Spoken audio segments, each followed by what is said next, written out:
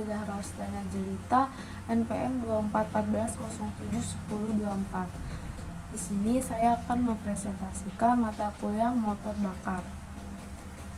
Materi pertama yaitu motor bakar bensin 4 tak dan motor 4 tak diesel. Apa itu motor bakar? Motor bakar adalah mesin yang mengubah energi kimia dari bahan bakar menjadi energi mekanik. Proses pembakaran bahan bakar terjadi di dalam silinder mesin, sehingga gas pembakaran yang dihasilkan langsung digunakan sebagai fluida kerja untuk melakukan kerja mekanis.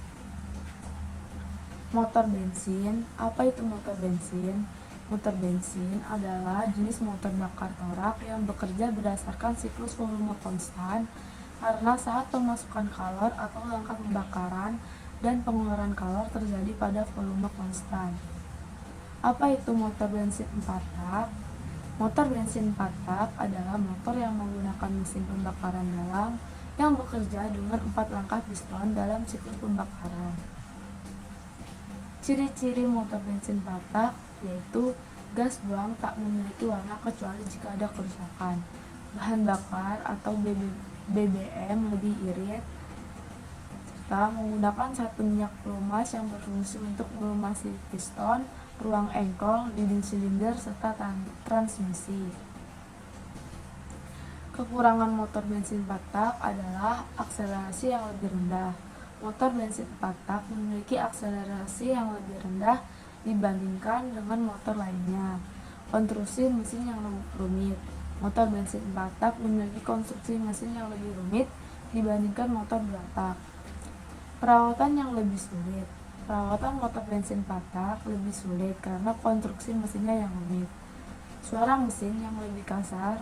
Jika tidak dirawat, motor bensin 4 tak bisa menghasilkan suara mesin yang lebih kasar dari biasanya.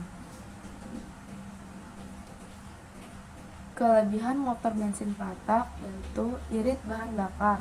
Mesin 4 tak lebih hemat bahan bakar dibanding mesin 2 tak. Emisi lebih sedikit. Mesin 4 tak menghasilkan emisi yang lebih sedikit dibandingkan mesin 2 tak. Ramah lingkungan. Asap knalpot mesin 4 tak lebih ramah lingkungan dibandingkan mesin 2 tak. Tidak perlu oli samping. Mesin 4 tak tidak perlu oli samping sehingga biaya perawatannya lebih murah dibandingkan mesin 2 tak. Cara meningkatkan performa mesin 4 tak yaitu perawatan rutin. Perawatan rutin merupakan kunci untuk meningkatkan performa motor, seperti mengganti filter udara, memeriksa fungsi dan sistem pengapian, ganti oli secara berkala. Mengganti oli secara rutin dapat meningkatkan performa dan mempelajari usia motor. Gunakan bensin berkualitas tinggi. Perhatikan kualitas dan oktan bahan bakar yang digunakan. Ganti pipa knalpot standar dengan model yang lebih besar atau dengan beberapa pipa untuk meningkatkan efisiensi pembakaran bahan bakar. Servis CVT dan ganti oli gardan, yaitu ruang CVT dan oli gardan yang kotor dapat menghambat akselerasi setel karburator atau sistem injeksi bahan bakar. Karburator berfungsi untuk mencampur udara dan bahan bakar agar menjadi bahan bakar gas yang dimasukkan ke dalam ruang bakar. Komponen motor bensin 4 tak yaitu silinder head. Fungsinya yaitu sebagai tempat katup bekerja sekaligus memproses pembakaran mesin motor. Yang kedua, blok silinder. Blok atau blok silinder memiliki fungsi layaknya sebuah rumah utama dalam sebuah mesin, sebab pergerakan setiap komponen mesin bekerja dalam blok silinder. Komponen motor bensin 4 tak yang ketiga yaitu piston. Piston memiliki fungsi penting untuk memberikan efek kompresi pada ruang silinder dengan langkah naik turun. Cara tersebut nantinya akan mempengaruhi hisapan karena ada pembesaran volume. Yang keempat, ring piston atau cincin torak. Ring piston memiliki peran sangat penting untuk mencegah terjadinya kebocoran kompresi yang membuat motor mogok dan tidak bisa menyala. Tidak hanya itu saja, Fungsi lain dari ring piston mencegah oli menyeberang dari poros engkol ke dalam ruang bakar. Yang kelima, klep. Komponen peranti satu ini memang cukup aneh di kalangan orang awam karena berbentuk seperti paku payung. Peranan klep pada mesin motor untuk mengatur pemasukan udara bersih dan pengeluaran gas sisa pembakaran dari intak dan katup exhaust. Yang keenam, connecting rod. Connecting rod sering disebut sebagai batang piston yang memiliki fungsi menyalurkan gerakan naik turun piston ke poros engkol. Yang ketujuh, intake manifold. Intake manifold memiliki fungsi sebagai jalur penghubung udara dari karburator menuju saluran masuk mesin. Dengan begitu, mesin mendapatkan udara untuk melakukan pembakaran. Yang ke-8, poros engkol atau crankshaft. Poros engkol sering disebut sebagai crankshaft. Komponen ini memiliki fungsi untuk mengubah gerakan naik turun dari piston ke gerakan rotasi. Hal itu turut memperlancar kinerja mesin dalam melakukan proses pembakaran. Yang ke-9, tuas katup atau rocker arm. Tuas katup juga masuk dalam sebuah komponen mesin motor berkonfigurasi 4 tak. Part yang biasa disebut sebagai rocker arm ini memiliki peran dan fungsi penting sebagai penekan katup agar dapat terbuka. Bantalan luncur aksial, timing, chain, dan dudukan. Katup ketiga komponen yang terdiri dari bantalan luncur aksial, timing, chain, dan dudukan katup juga memiliki peran penting dalam sebuah sistem mesin 4 langkah alias 4 tak. Prinsip kerja motor bensin 4 tak. Yang pertama yaitu langkah hisap. Langkah hisap atau intake pada motor 4 tak adalah proses pemasukan campuran bahan bakar dan udara ke dalam silinder mesin. Katup hisap terbuka, piston bergerak dari titik mati atas ke titik mati bawah. Campuran bahan bakar dan udara masuk ke dalam silinder. Yang kedua yaitu langkah kompresi. Langkah kompresi pada motor 4 tak adalah langkah di mana piston naik dari titik mati bawah ke titik mati atas untuk menekan campuran bahan bakar dan udara. Langkah ini bertujuan untuk meningkatkan suhu campuran bahan bakar dan udara agar dapat bersenyawa. Yang ketiga, langkah usaha atau kerja. Langkah usaha pada motor 4 tak adalah proses pembakaran yang terjadi setelah busi memanti api untuk membakar campuran udara dan bahan bakar. Keempat, langkah buang. Langkah buang pada motor 4 tak adalah proses pembuangan gas sisa pembakaran dari mesin ke knalpot. Langkah buang terjadi ketika piston mencapai titik mati bawah, klep buang terbuka, piston bergerak kembali ke titik mati atas.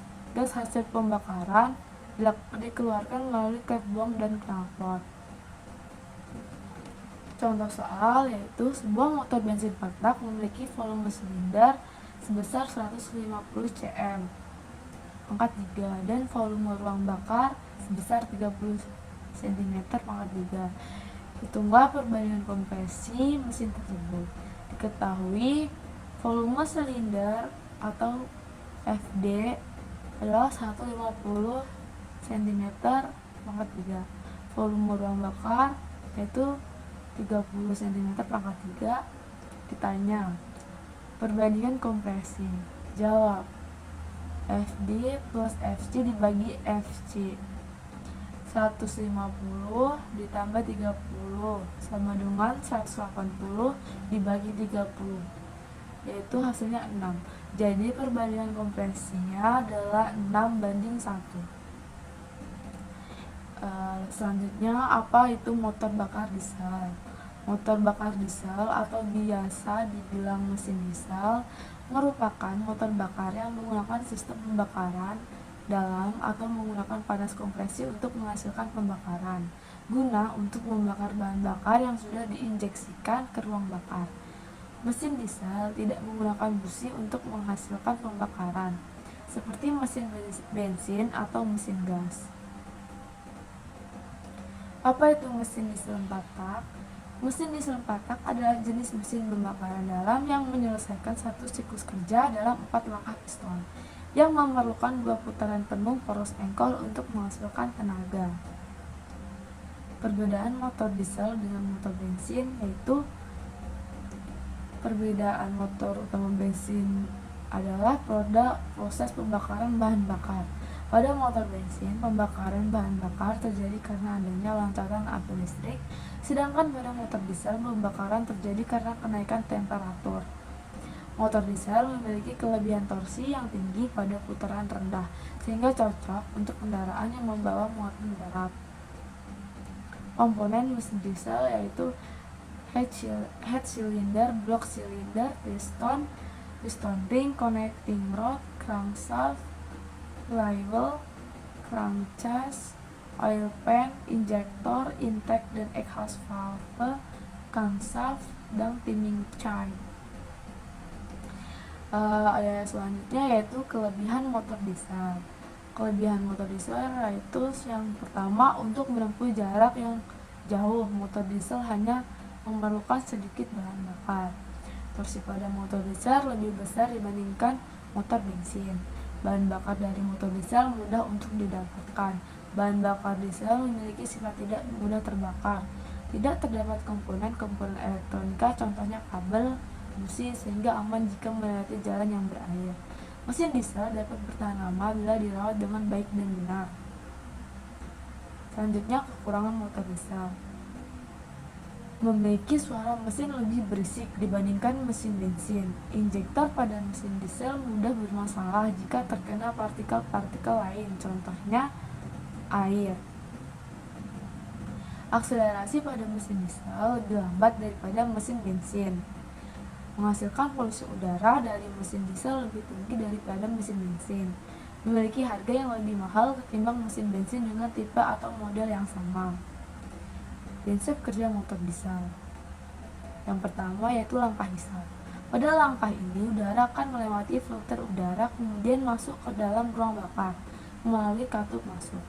Langkah kompresi, setelah udara dihisap ke dalam ruang bakar, katup masuk dan katup ruang akan tertutup dan piston akan bergerak dari TMB ke TMA. Pada saat piston mencapai TMA, udara akan terkompresi sehingga temperaturnya naik. Lalu fuel injektor akan menyemprotkan bahan bakar. Bahan bakar tersebut lalu menguap sehingga mengakibatkan ledakan. Prinsip kerja motor diesel yang ketiga yaitu langkah usaha. Setelah udara dan bahan bakar dimampatkan dan terjadi ledakan, piston akan terdorong dari TMB ke TMA. Dan pada proses inilah yang disebut dengan langkah usaha, dan pada proses ini juga yang digunakan untuk menggerakkan mesin mobil. Yang keempat yaitu langkah buang. Pada langkah ini, asap hasil dari proses pembakaran akan dikeluarkan melalui katup buang atau knalbar. Katup buang akan terbuka dan piston akan bergerak dari TMB ke TMA sehingga mendorong asap keluar masuk katup buang. Kesimpulannya yaitu motor bensin 4 tak ialah motor bensin yang memerlukan 4 kali langkah torak, 2 kali putaran poros engkol untuk menghasilkan 1 kali usaha. Prinsip kerja motor 4 tak yakni terdiri dari langkah hisap, langkah kompresi, langkah usaha, dan langkah buang. Motor bakar diesel adalah mesin pembakaran dalam yang menggunakan solar sebagai bahan bakarnya. Perbedaan utama motor bakar diesel dengan motor bakar lainnya adalah pada metode pembakaran bahan bakarnya. Selanjutnya di sini saya akan mempresentasikan materi yang kedua, yaitu motor bakar 2 tak bensin. Apa itu motor 2 tak? Motor bakar 2 tak atau 2 langkah adalah mesin pembakaran yang dalam satu siklus pembakaran akan mengalami 2 langkah piston. Berbeda dengan mesin 4 tak yang mengalami 4 langkah piston dalam 1 kali siklus pembakaran. Meskipun keempat proses intak, kompresi, tenaga, dan pembuangan juga terjadi. Mesin 2 tak salah satunya masuk ke mesin pembakaran dalam yang melakukan proses pembakaran di dalam mesin. Pembakaran ini akan menghasilkan panas, dan panas tersebut diubah ke energi gerak melalui serangkaian mekanisme. Perbedaan motor bakar 4 tak dan 2 tak yaitu Dinamakan motor patak atau 4 langkah karena siklus menjalani 4 langkah torak dalam 2 putaran engkol. Dinamakan motor 2 tak atau 2 langkah karena setiap siklus menjalani 2 langkah torak. Macam-macam mesin 2 tak itu mesin bensin 2 tak ini adalah mesin 2 langkah yang menggunakan bahan bakar gasolin. Mesin ini sering kita temui pada sepeda motor seperti RX King atau Ninja RR. Mesin diesel 2 tak ini adalah mesin 2 langkah yang menggunakan bahan bakar solar. Selain dari bahan bakarnya torsi yang dihasilkan mesin diesel 2 tak juga lebih besar sehingga diaplikasikan sebagai mesin kapal atau kereta. Komponen motor bakar mesin 2 tak yang pertama yaitu blok mesin. Sama halnya seperti mesin 4 tak, blok silinder dipakai sebagai tempat untuk melakukan perubahan energi dari proses pembakaran hingga menghasilkan energi putar. Fungsi utama blok silinder ini yakni sebagai tempat piston untuk naik turun. Seperti namanya, bentuk komponen ini seperti rongga silinder. Di dalam rongga inilah piston beraksi. Yang kedua adalah head cylinder. Kepala silinder atau head cylinder memiliki dua fungsi, yakni sebagai penutup rongga silinder dan sebagai tempat terjadinya pembakaran. Secara teori, pembakaran mesin memang terjadi pada ruang bakar, tapi posisi ini ada di kepala silinder, sehingga bisa dikatakan bahwa kepala silinder merupakan komponen terjadinya pembakaran mesin. Yang ketiga yaitu piston. Piston adalah komponen berbentuk tabung dengan diameter tertentu. Diameter ini, piston ini pastinya lebih kecil daripada diameter rongga silinder, karena posisi piston ada di dalam rongga silinder. Fungsinya untuk mengatur besar kecilnya volume ruang bakar. Yang keempat yaitu batang piston. Batang piston atau connecting rod berada di bawah piston dan di atas poros engkol. Fungsinya hanya satu, yakni menghubungkan gerak naik turun piston ke poros engkol. Meski fungsinya hanya satu, tapi komponen ini tidak boleh disepelekan. Saat pembakaran terjadi, maka energi ekspansi pembakaran akan mendorong piston ke arah bawah dengan daya yang tidak kecil. Batang piston dituntut mampu mengantarkan daya dorong ini ke poros engkol tanpa bengkok. Oleh karena itu, connecting rod tersebut terbuat dari besi. Yang kelima yaitu poros engkol. Poros engkol pada prinsipnya sama seperti kayuhan pada sepeda. Fungsinya untuk mengubah arah gerakan dari awalnya naik turun menjadi gerakan rotasi. Saat ini mengayuh sepeda, tanpa sadar kita telah mengubah gerakan naik turun kaki menjadi gerakan putar. Yang keenam, intake port. Fungsi saluran ini adalah tempat untuk masuknya campuran udara dan bensin menuju ruang engkol. Mengapa menuju ruang engkol? Karena pada siklus 2 tak, campuran bensin dan udara akan disalurkan ke ruang bakar. Ketika selesai proses pembakaran, gerakan piston ke arah bawah akan mendorong gas ini bergerak ke atas melalui saluran transfer. Yang ketujuh yaitu exhaust port. Sama halnya seperti intake port, exhaust port merupakan saluran yang menghubungkan ruang bakar dengan knalpot mesin. Fungsinya sebagai saluran buang dari gas sisa pembakaran. Saluran ini juga tidak memiliki mekanisme katup karena memanfaatkan pergerakan piston untuk buka tutup saluran. Yang ke-8, transfer port. Saluran transfer ini merupakan saluran khusus yang menghubungkan ruang bakar dengan ruang engkol. Sama seperti dua saluran di atas, saluran ini juga tidak dilengkapi mekanisme katup. Ianya menggunakan pergerakan piston untuk mengatur pembukaan dan penutupan saluran. Yang ke-9 adalah busi. Busi memiliki fungsi sebagai pemersik api pada motor bakar bensin, baik mesin 4 tak atau 2 tak, menggunakan busi sebagai pemicu pembakaran. Busi ini bekerja dengan mengubah energi listrik menjadi api. Kemudian prinsip kerja motor bakar bensin buatan. Prinsip kerja motor bakar bensin dua tak yaitu yang pertama langkah kompresi dan langkah hisap. Pada langkah ini torak bergerak dari TMB ke TMA. Katup isap membuka dan campuran udara dan bahan bakar diisap ke dalam ruang di bawah torak. Pada saat yang sama, gerakan torak ke TMA melakukan kompresi campuran udara bahan bakar yang sudah ada di ruang bakar. Sebelum akhir langkah kompresi terjadi penyalaan bahan bakar oleh busi. Yang kedua yaitu langkah usaha dan langkah buang.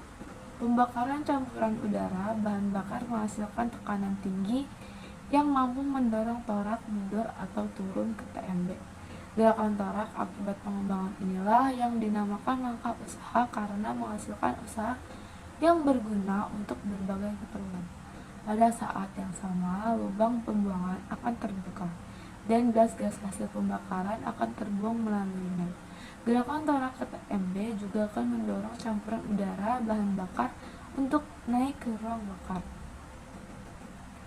Kelebihan dari motor bakar bensin 2 tak yaitu hasil tenaganya lebih besar dibandingkan 4 tak. Mesin 2 tak lebih kecil dan ringan dibandingkan mesin 4 tak. Mesin 2 tak lebih murah biaya produksinya karena konstruksinya yang sederhana. Kemudian kekurangan motor bakar bensin 2 tak yaitu efisiensi bahan bakar mesin 2 tak lebih rendah dibandingkan mesin 4 tak atau lebih boros. Mesin 2 tak memerlukan pencampuran oli dengan bahan bakar untuk pelumasan silinder mesin. Mesin 2 tak menghasilkan polusi udara yang banyak. Pelumasan mesin 2 tak tidak sebaik mesin 4 tak. Contoh soalnya yaitu sebuah motor 2 tak memiliki spesifikasi sebagai berikut. Diameter bor diketahui 50 mm, panjang langkah stroke diketahui 50 mm. Hitung volume langkah atau kapasitas silinder. Jawab diketahui diameter bor 50 mm lalu diubah menjadi cm yaitu menjadi 5 cm. Kemudian dan panjang langkah stroke yaitu 50 mm diubah menjadi cm yaitu 5 cm. Dan pi menggunakan 3,14. Rumusnya yaitu VL sama dengan pi per 4 kali D kuadrat dikali L. Lalu substitusi 3,14 dibagi 4 kali 5 kuadrat dikali 5 yaitu 3,14 dibagi 14 sama di 3,14 dibagi 4 yaitu 0,785. 5 kali 5 25 terus diturunkan. Kemudian dihasilkan perhitungan menjadi 98,125 cm kubik. Kemudian kesimpulan dari materi ini adalah motor bakar bensin 2 tak adalah motor yang setiap kali pembakarannya membutuhkan hanya 2 kali langkah torak atau 1 kali putaran engkol. Dengan kata lain, motor bensin 2 tak tidak berbeda jauh dengan motor 4 tak, yaitu pada motor bensin 2 tak tidak bekerja dengan poros yang tunggal pada masing-masing langkahnya, melainkan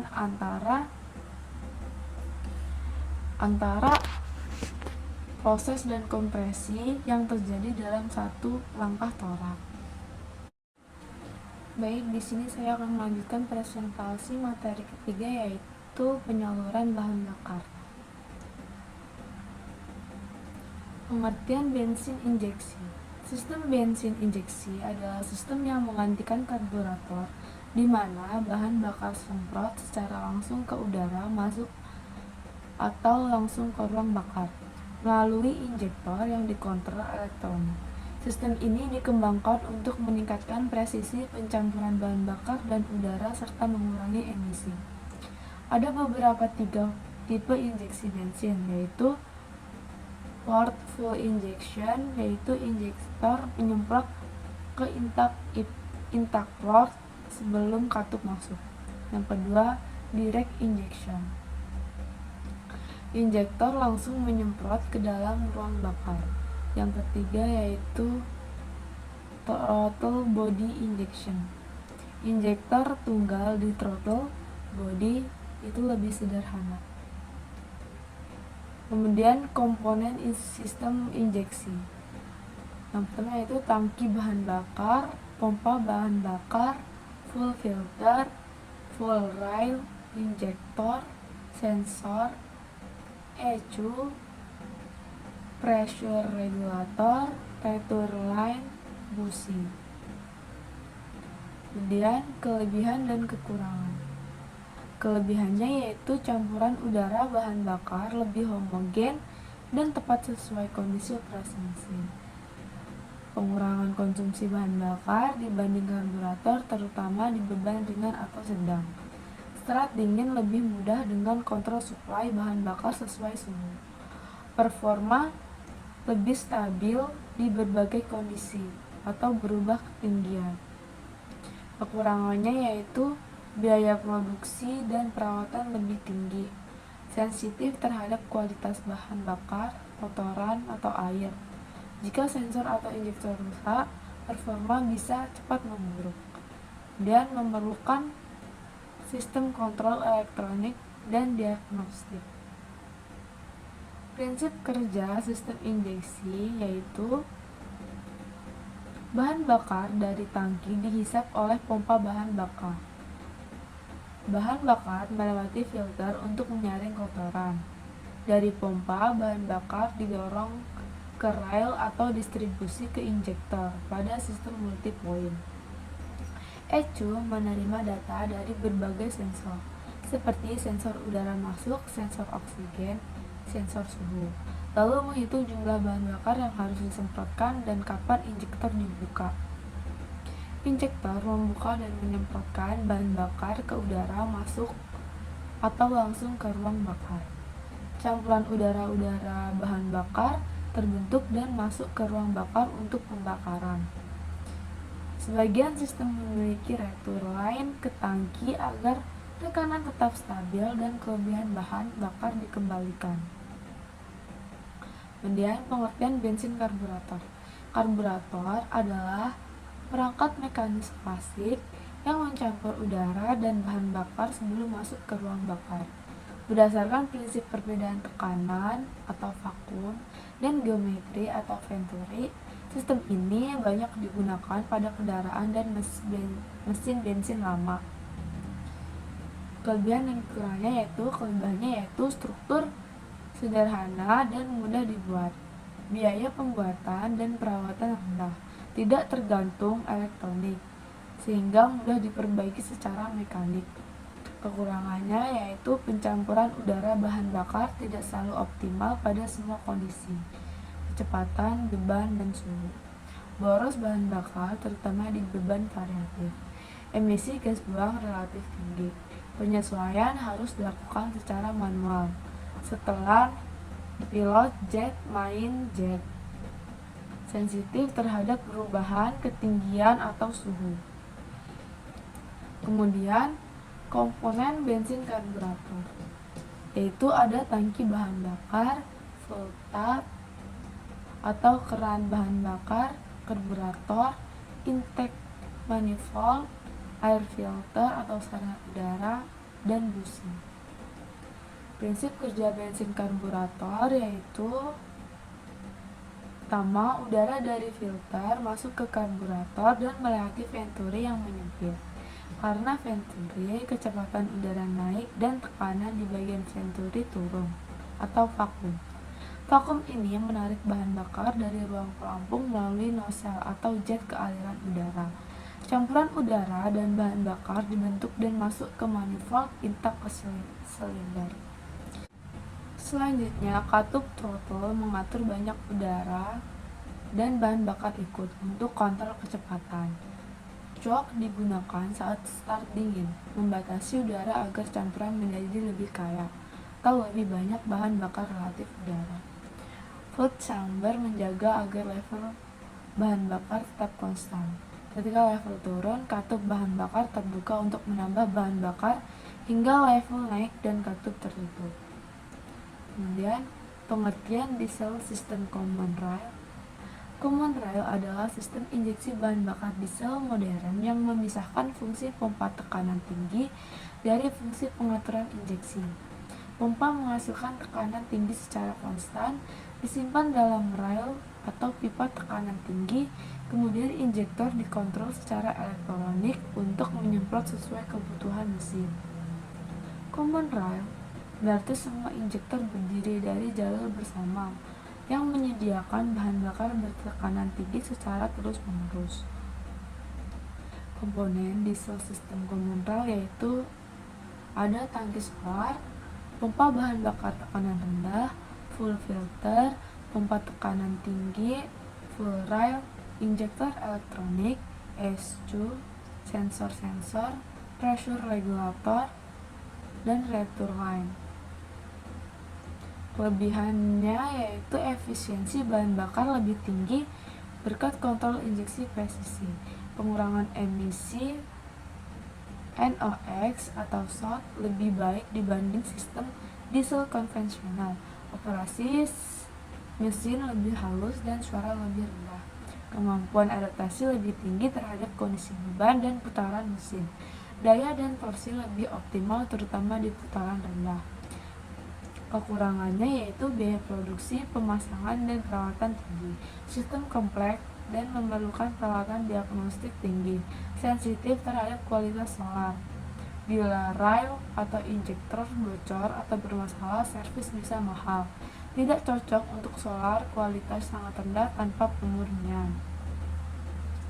Prinsip kerja diesel sistem common rail yaitu pertama, solar dari tangki melewati filter dan pompa bahan bakar tetap rendah. Pompa tekanan tinggi memompa solar ke rail atau penampung tekanan tinggi. Sensor tekanan rail mendeteksi tekanan dan menginformasikan ke ECU. ECU menentukan kapan dan beberapa durasi injektor harus terbuka berdasarkan beban, putaran, suhu, dan sensor lain. Ketika ECU memberi sinyal, injektor membuka dan menyemprotkan solar ke ruang bakar dengan tekanan tinggi. Sistem mungkin melakukan injeksi pendahulu atau pilot, injeksi utama, bahkan injeksi tambahan pos untuk mengontrol pembakaran dan emisi. Kemudian kelebihan solar atau tekanan berlebih dikembalikan ke tangki atau dijaga oleh katup tekanan. Dan pengertian diesel sistem Bose-Pump. Sistem Bose-Pump adalah sistem injeksi diesel mekanik klasik yang menggunakan pompa injeksi mekanik yang menghasilkan tekanan dalam mengatur injeksi secara mekanis. Sistem ini banyak digunakan pada kendaraan diesel sebelum era elektronik dan masih umum pada mesin diesel tua atau di negara berkembang. Komponen diesel sistem Bose-Pump itu pertama tangki solar, pompa mengalir, filter bahan bakar, pompa injeksi Bose, injektor, saluran tekanan tinggi, governor, retur line, dan timing kontrol mekanis. Kelebihannya yaitu sistem sederhana dan kuat, tidak bergantung pada elektronika, lebih mudah diperbaiki di lapangan, tahan terhadap solar dengan kualitas rendah. Biaya produksi dan servis relatif lebih rendah dibanding sistem injeksi elektronik modern. Kekurangannya yaitu efisiensi bahan bakar lebih rendah, suara mesin lebih kasar, dan getaran lebih besar. Penyesuaian injeksi lebih terbatas, tidak memungkinkan teknik injeksi lanjutan seperti multi-injeksi. Prinsip kerja diesel sistem Bose-Pump yaitu yang pertama, solar dari tangki melewati filter ke pompa injeksi inline atau distributor. Pompa injeksi menghasilkan tekanan dan membagi aliran bahan bakar ke masing-masing silinder. Pompa injeksi juga mengatur waktu dan durasi injeksi bahan bakar secara mekanis. Saat pompa menyemprotkan bahan bakar ke injektor, injektor membuka dan menginjeksikan solar ke dalam ruang bakar. Setelah penyemprotan, tekanan bahan bakar rendah kembali ke tangki atau sistem bahan bakar. Kemudian contoh soal. Diketahui debit aliran injektor, kemampuan injektor menyemprotkan bahan bakar Q sama dengan 150 mm per menit. Durasi injeksi waktu injektor terbuka dalam satu siklus bekerja T sama dengan 5 mili detik. Ditanya berapakah volume bahan bakar yang disemprotkan oleh injektor dalam satu kali siklus kerja tersebut. Jawab 1 menit sama dengan 60.000 ms. Q sama dengan 150 ml dibagi 60.000 ms. Dapatkan Q yaitu 0,0025 ml per meter per sekon. Hitung volumenya yaitu menggunakan rumus Q kali T. V sama dengan 0,025 mili per ms dikali 5 ms. Mendapatkan 0,0125 ml. Selanjutnya yaitu sistem pelumasan dan sistem pendinginan. Pengertian sistem pelumasan. Sistem pelumasan adalah mekanisme yang bertugas mendistribusikan pelumas ke seluruh bagian mesin yang bergerak untuk mengurangi gesekan, mendinginkan mesin, dan mencegah keausan.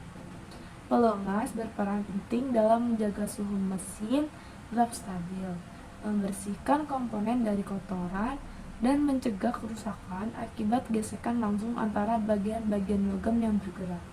Tanpa pelumasan yang baik, mesin akan cepat mengalami overheating, penurunan performa, dan kerusakan permanen. Jenis-jenis pelumasan yaitu pertama pelumasan percikan. Digunakan pada mesin kecil di mana pelumas disebarkan oleh percikan akibat pergerakan komponen mesin. Karter atau wadah pelumas biasanya diisi dengan minyak dan gerakan komponen seperti poros engkol menyebabkan pelumas terpercik ke bagian lain. Kedua, pelumasan tekanan. Menggunakan pompa oli untuk menyalurkan pelumas secara langsung ke komponen mesin yang membutuhkan pelumasan. Sistem ini lebih efektif untuk mesin besar atau modern karena dapat pelumasi dengan lebih merata di seluruh bagian mesin. Jenis-jenis pelumasan yang ketiga yaitu pelumasan kabut. Oli diubah menjadi kabut atau partikel kecil yang kemudian dibawa oleh udara ke berbagai bagian mesin. Sistem ini sering digunakan pada mesin 2 tak atau pada kompresor udara. Yang keempat yaitu pelumasan sirkulasi.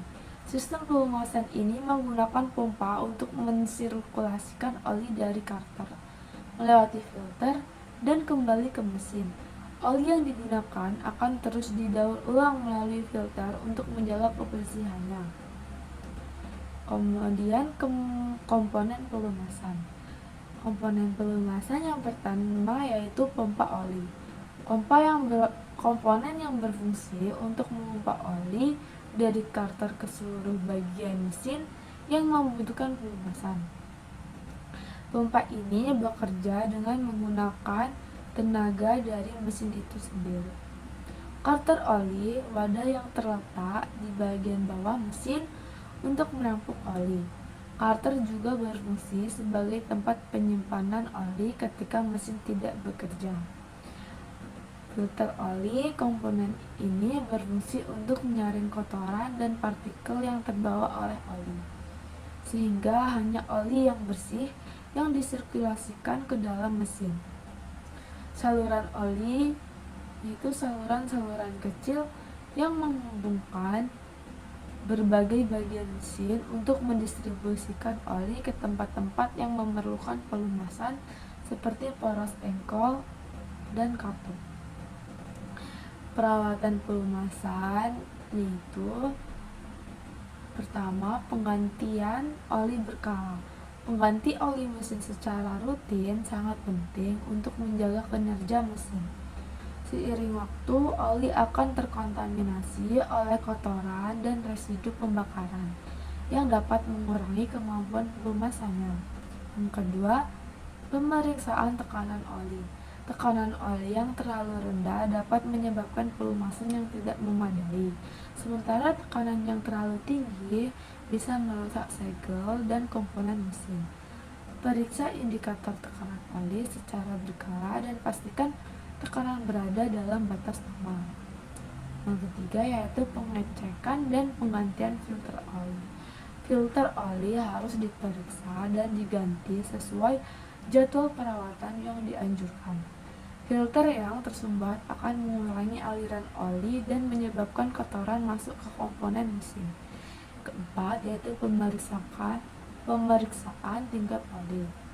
Pastikan level oli di counter berada pada level yang sesuai dengan memeriksa dipstick secara rutin. Oli yang terlalu sedikit akan menyebabkan pelumasan tidak memadai, sementara oli yang terlalu banyak menyebabkan tekanan berlebih dalam sistem. Cara kerja pelumasan yaitu pompa oli bekerja ketika mesin dihidupkan. Pompa oli mulai beroperasi dan menghisap oli dari karter. Oli kemudian didistribusikan ke seluruh bagian mesin melalui saluran-saluran oli. Distribusi oli disalurkan melalui berbagai saluran kecil menuju komponen-komponen penting seperti poros engkol, piston, katup, dan kamsat. Pompa oli memastikan bahwa semua bagian yang bergerak mendapatkan lapisan pelumas yang cukup untuk mengurangi gesekan. Kemudian, pelumasan komponen. Oli membentuk lapisan tipis di antara komponen mesin yang bergerak, seperti piston dan dinding silinder, poros engkol, serta poros hubungan untuk mengurangi gesekan dan mencegah keawasan. Pelumas ini juga membantu menyerap panas yang dihasilkan oleh gesekan. Pengendalian tekanan. Katup ini tekanan berfungsi mengatur tekanan oli dalam sistem, mencegah tekanan terlalu tinggi dan dapat merusak komponen mesin. Jika tekanan di oli terlalu tinggi, katup ini akan terbuka dan mengembalikan sebagian oli ke karter. Selanjutnya yaitu pengertian sistem pendingin. Sistem pendingin adalah serangkaian perangkat dan mekanisme yang digunakan untuk mengelola suhu pada suatu sistem, mesin, atau perangkat agar tidak mengalami overheat. Pendinginan dilakukan dengan memindahkan panas dari satu area ke area lain, baik melalui sirkulasi udara, cairan, atau coran, atau menggunakan refrigeran pada AC. Mesin kendaraan menghasilkan panas saat beroperasi, dan sistem pendinginan menjaga mesin tetap pada suhu optimal. Tanpa pendinginan yang baik, mesin dapat beroverheat dan menyebabkan kerusakan besar. Kemudian jenis-jenis sistem pendingin. Jenis-jenis sistem pendingin yaitu ada 4, yaitu sistem pendinginan udara, sistem pendinginan udara dengan kipas, sistem pendinginan cairan, dan sistem pendinginan dengan oli. Kemudian komponen sistem pendingin. Komponen sistem pendingin yaitu terdiri dari coran yang berfungsi untuk mengatur dan menyerap panas mesin agar tidak terjadi overheat. Kedua, radiator. Radiator berfungsi untuk membuang panas berlebih dari mesin kendaraan. 3. Termostat. Berfungsi untuk sebagai katup otomatis yang mengatur sirkulasi cairan pendingin untuk menjaga suhu mesin tetap optimal. Kemudian kipas pendingin. Berfungsi untuk mengalirkan udara melalui radiator atau komponen lain. Kemudian reservoir. Berfungsi untuk menampung cadangan cairan pendingin saat volume cairan meningkat akibat pemuaian karena panas. Contoh soalnya yaitu Sebuah pompa oli jenis Scotch memiliki debit ideal teoritis sebesar 30 liter per menit pada putaran mesin 6000 rpm. Namun saat diuji, debit aktual pompa tersebut hanya mencapai 27 liter per menit. Diketahui debit ideal yaitu 30 liter per menit, debit aktual 27 liter per menit, lalu putaran pompa oli 6000 rpm.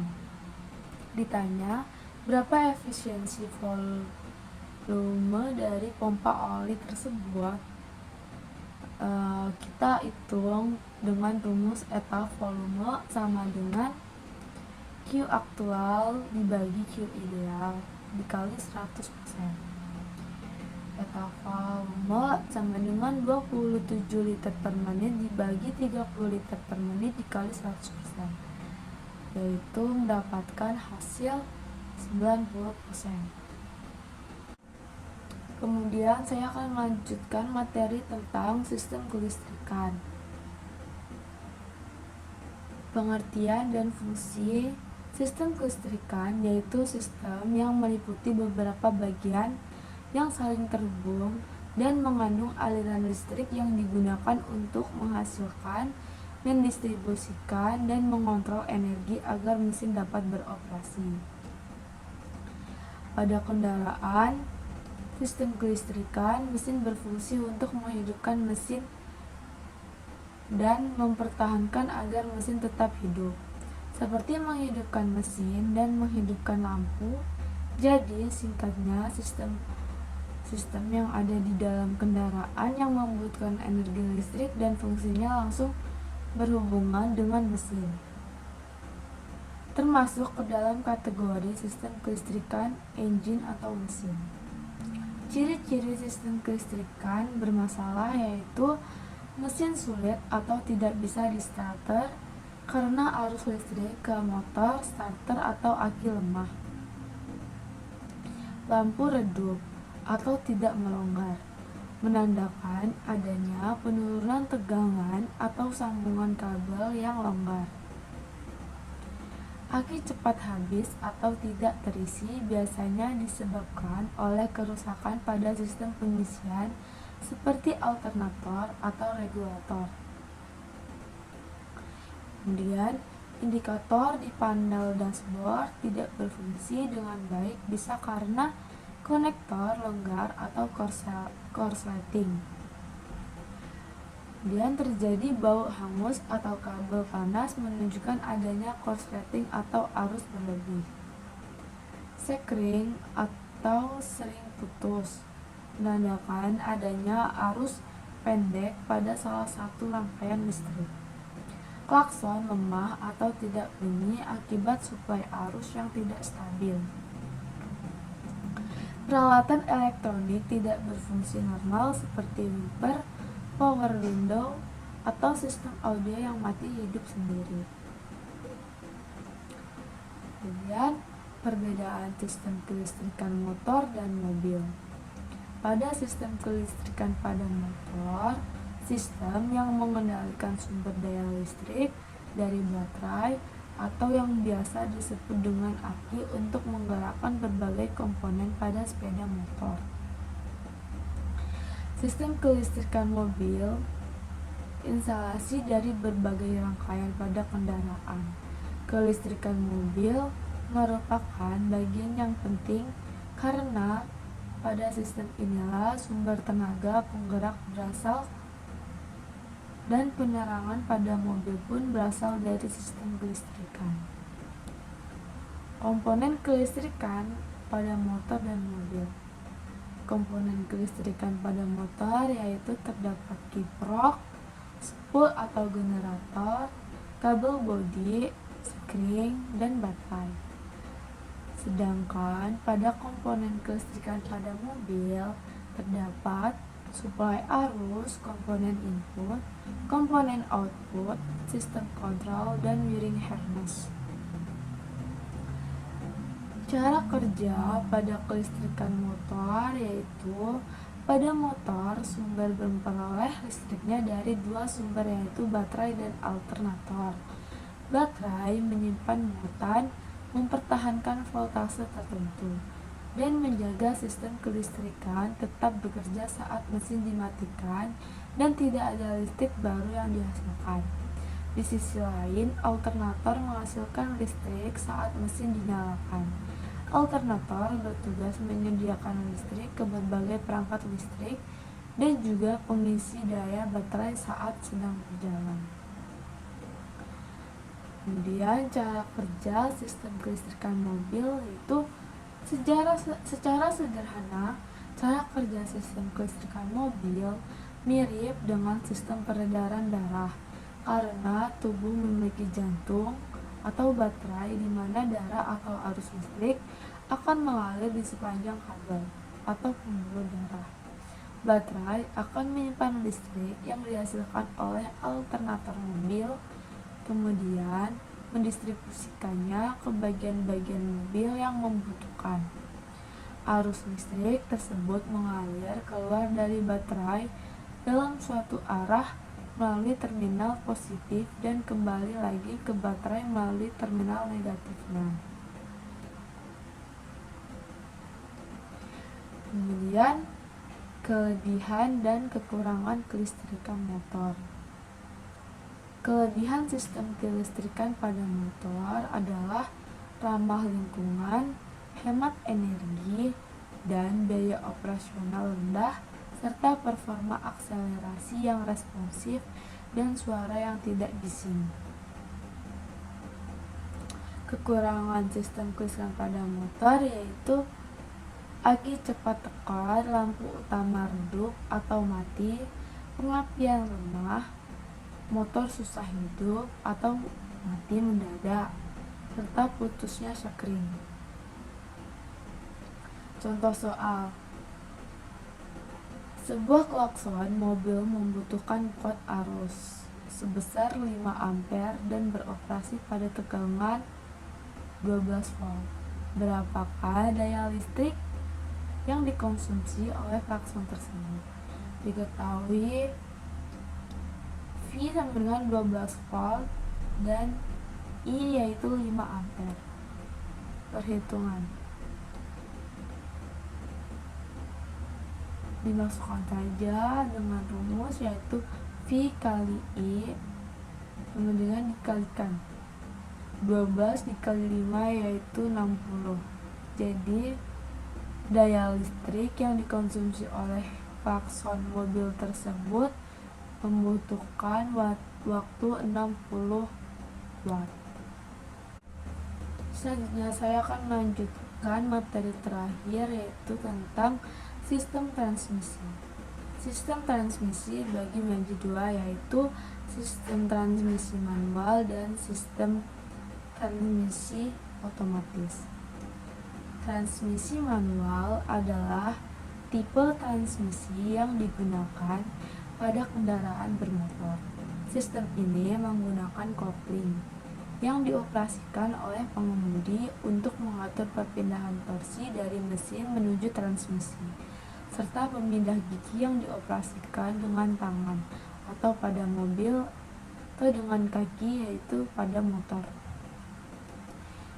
Pengertian transmisi otomatis yaitu transmisi otomatis adalah transmisi yang melakukan perpindahan gigi kecepatan secara otomatis. Untuk mengubah tingkat kecepatan pada sistem transmisi otomatis ini digunakan mekanisme gesek dan tekanan minyak transmisi otomatis. Pada transmisi otomatis, roda gigi planetari berfungsi untuk mengubah tingkat kecepatan dan torsi seperti halnya pada roda gigi pada transmisi manual. Kemudian, pada prinsip kerja transmisi manual dan otomatis. Pada transmisi manual bekerja dengan perpindahan gigi secara manual menggunakan tuas, persneling, dan pedal kopling. Saat pedal kopling ditekan, hubungan antara mesin dan transmisi terputus, sehingga gigi dapat dipindahkan. Ketika pedal dilepas, tenaga mesin diteruskan kembali ke roda melalui gigi yang dipilih. Transmisi otomatis itu menggunakan torque converter, yaitu kopling fluida, dan sistem hidrolik atau elektronik untuk memindahkan gigi secara otomatis sesuai kecepatan kendaraan dan beban mesin. Pengemudi tidak perlu menekan kopling atau memindahkan gigi secara manual. Kemudian, komponen transmisi otomatis yaitu torque converter, itu menggantikan fungsi kopling, itu meneruskan dan melipat gandakan torsi mesin ke transmisi. Planetary gear set mengatur rasio gigi otomatis sebagai gigi rendah, tinggi, dan mundur. Hydraulic system itu pompa oli dan katup kontrol mengatur tekanan oli untuk perpindahan gigi secara otomatis. Dan cloth pack menghubungkan dan memutuskan gear secara otomatis dengan tekanan oli.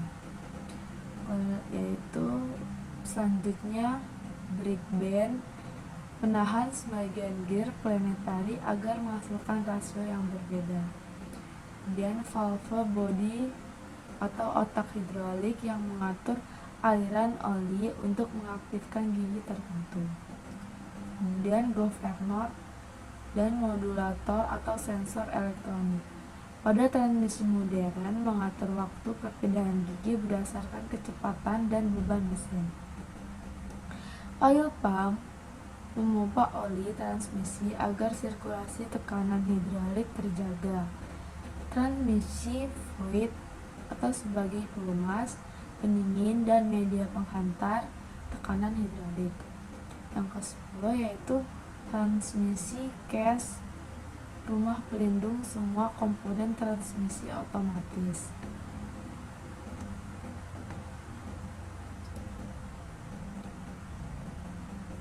Selanjutnya, komponen pada transmisi manual yaitu pertama kopling. Kopling menghubungkan dan memutus tenaga dari mesin ke transmisi. Kedua, flywheel yaitu menyimpan energi putaran mesin dan menyalurkan ke kopling. Kemudian poros input yaitu menerima tenaga dari kopling untuk diteruskan ke gigi transmisi. Poros output menyalurkan tenaga dari gigi transmisi ke poros penggerak roda. Counter shaft menyambungkan gigi dari input ke output shaft. Roda gigi mengubah rasio putaran dan torsi sesuai kebutuhan kendaraan. Kemudian synchronizer menyamakan putaran gigi sebelum perpindahan gigi agar halus. Kemudian shift fork dan shift lever menggiring synchronizer untuk memilih gigi yang diinginkan. Kemudian housing atau casing melindungi komponen transmisi dan menampung oli transmisi. Lalu kemudian kelebihan dan kekurangan transmisi manual dan otomatis. Transmisi manual dan otomatis memiliki kelebihan dan kekurangan yang saling berkaitan. Transmisi manual lebih efisien dalam penggunaan bahan bakar, memiliki akselerasi yang lebih responsif, serta memberikan kendali penuh kepada pengemudi dalam perpindahan gigi. Namun, sistem ini memerlukan keterampilan mengemudi yang baik dan dapat menimbulkan kelelahan, terutama saat menghadapi kemacetan. Sedangkan transmisi otomatis menawarkan kenyamanan dan kemudahan karena perpindahan gigi berlangsung secara otomatis tanpa perlu menginjak kopling, sehingga lebih praktis digunakan di lalu lintas padat. Transmisi otomatis umumnya lebih boros bahan bakar, biaya perawatannya lebih tinggi, dan memiliki sistem yang lebih mahal dibandingkan transmisi manual. Contoh soal yaitu, diketahui rasio gigi transmisi R4 sama dengan 1050. Rasio gigi akhir yaitu 3900, diameter roda efektif yaitu 62 cm, dikonversi dengan meter yaitu menjadi 0,62 meter. Putaran mesin 4000 rpm dan nilai Pi-nya 3,14. Soalnya yaitu hitung total rasio reduksi atau TRR pada gigi 4. Kemudian hitung kecepatan kendaraan teoritis dalam kilometer per jam pada gigi keempat. Oke, di sini langsung saja masukkan rumusnya. V dikali NC dikali Pi dikali DE dikali 60 per TRR kali 1000. V sama dengan 4000 dikali 3,14 dikali 0,62 dikali 60. Pi sama dengan 46.088 dibagi 4095. Kemudian hasilnya 114,07 km per jam.